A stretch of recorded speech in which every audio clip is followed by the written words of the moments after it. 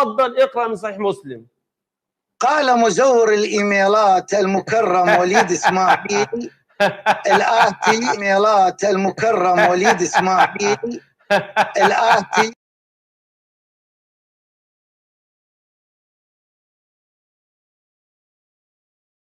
وزي ما بقول وبكرر والله وبصدق، ما تخلي شيء يعمل حاجز ما بيني وما بينك، ما تخلي شيء يعمل حاجز ما بيني وما بين حق.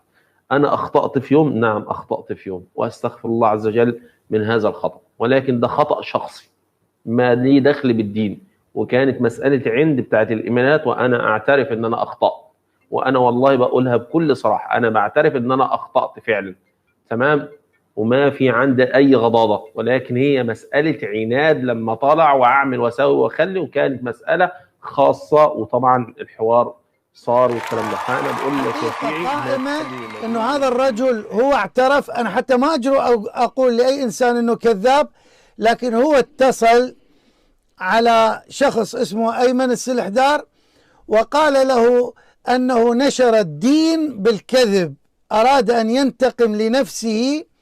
والإنسان المفروض إخواني يكون عملا لله، لكن لأنه ذي الفقار المغربي سحقهم فقال أريد أن أنتقم، فعند ذلك جاء بمهندس. لاحظوا يا أخوان، لاحظوا المكابرة والعناد في نشر الدين بالكذب.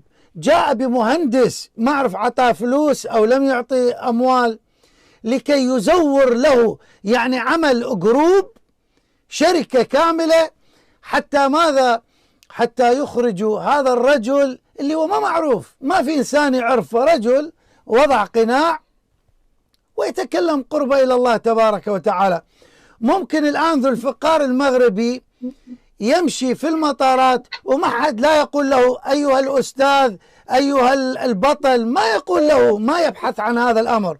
هو رجل لا يظهر وجهه، رجل لكنه دمغهم، فأراد فقط الانتقام لصدق هذا الرجل، فاستعان بمهندسين معرف شركات لكي يزور، حتى يقدم لكم دين مزور، دين كذب. فبالله عليكم يا أهل السنة، بالله عليكم، أوليد المزور يمثلكم؟ أهؤلاء المزورون مشايخكم؟ يا أهل السنة أتفتخرون بهؤلاء؟ يا أهل السنة أتتشرفون بهؤلاء؟ يا أهل السنة أترفعون رؤوسكم بهؤلاء؟ يا أهل السنة إلى ماذا؟ إلى متى العناد؟ لماذا لا تقدمون لنا شيوخا تقولون أن هؤلاء يمثلون؟